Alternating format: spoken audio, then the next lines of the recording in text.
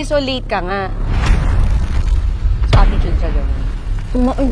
Dito lang. Eh, ba't dito attitude ka sa akin? Bakit ka na late? Pinaghintay mo. Alam mo, walang nagpapahintay sa akin dito. Tapos ikaw late ka. Sorry. Kasi ito lang handa mo sa akin, crab lang. Sabi nila May madaming kanin. food, di ba? Naku, ano bang vlog to? Kakaloka, ano puchi-puchi. Ano ba to? Pau.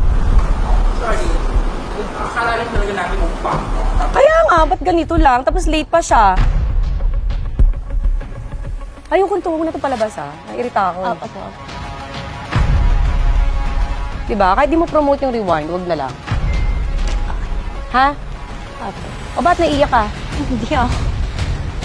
Nakakainis pa. Gawin mo magandang setup nito kasi nag-effort ako. Pumunta ako sa mall, di ba?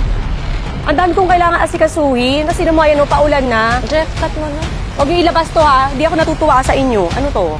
Ika, pasok na tayo sa loob. Kakairita. Sorry. Hindi, sabi